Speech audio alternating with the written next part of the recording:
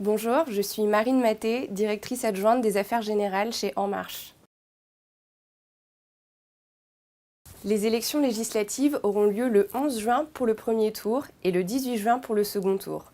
Avant ces échéances aura lieu le temps de la campagne électorale qui consistera pour chaque candidat à mener un certain nombre d'actions de terrain en vue d'aller convaincre les électeurs.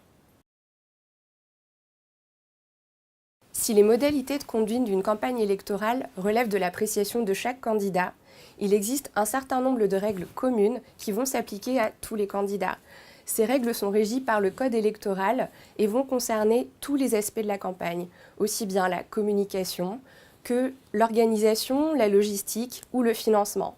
Par exemple, en matière de communication, il existe des règles concernant l'affichage, les opérations de tractage ou encore la publicité.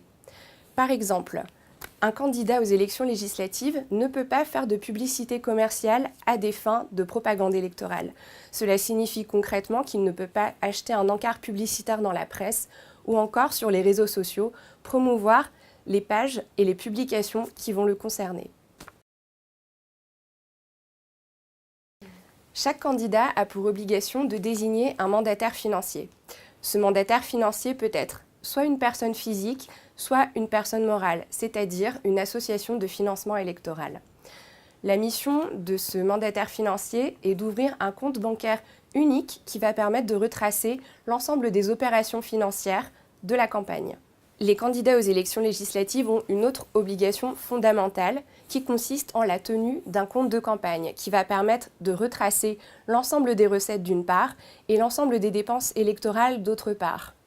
En effet, ce compte de campagne devra faire l'objet d'un dépôt et d'un contrôle par la Commission nationale des comptes de campagne et des financements politiques.